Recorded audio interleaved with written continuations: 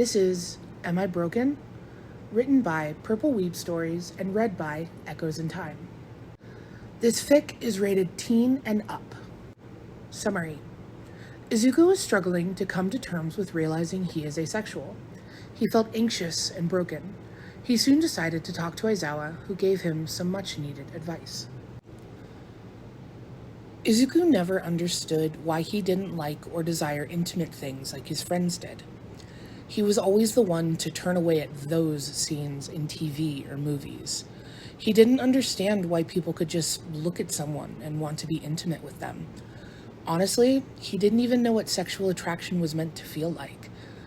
Izuku was scared to Google the thoughts that have confused his mind. He just tried to ignore it and push it back. Newsflash, it didn't work.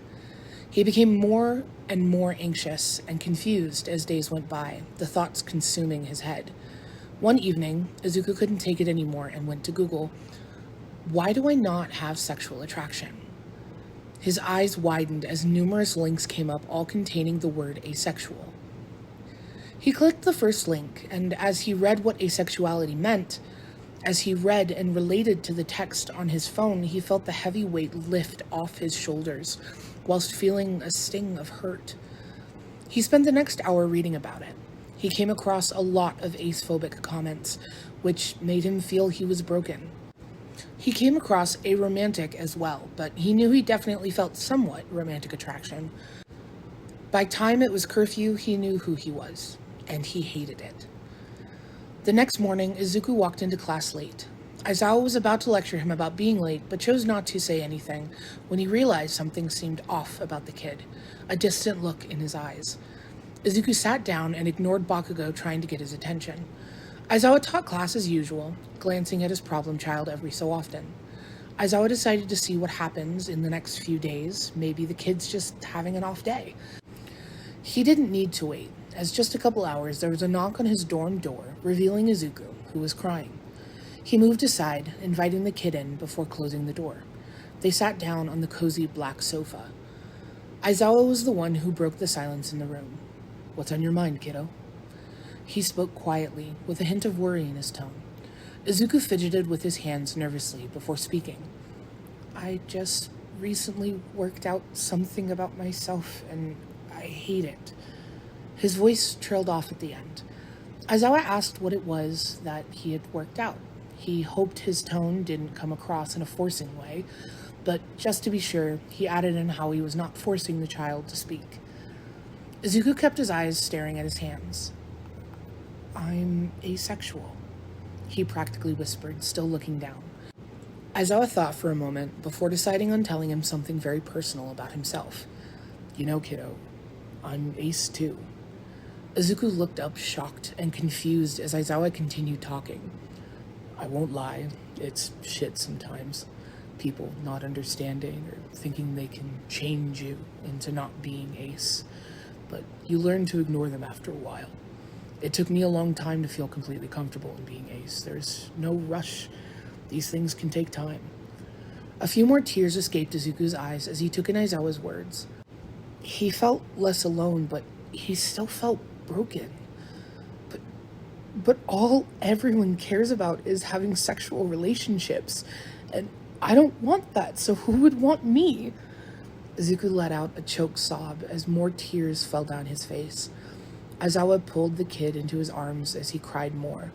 "Oh, kiddo, I assure you there is people out there who would want to be with you and respect your boundaries while being in a relationship.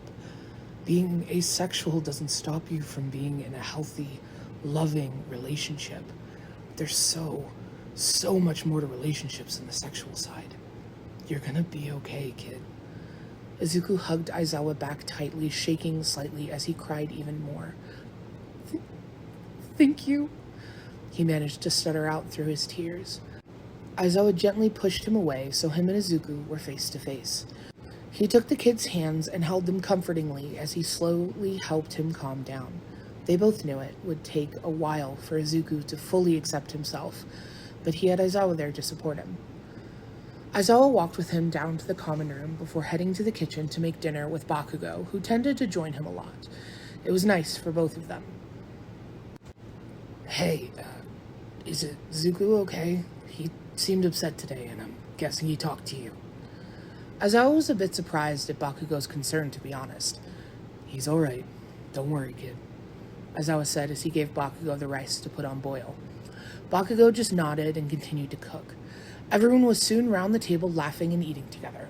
After watching a new hero documentary, of course chosen by Izuku, they headed to bed. Izuku felt so much happier than he did this time yesterday, and as he entered his room, he saw a small white box on his bed. He opened it to see a small cat pin badge, very subtle to others, but he immediately knew it was the Ace flag colors. He smiled and put it on his blazer before going to sleep.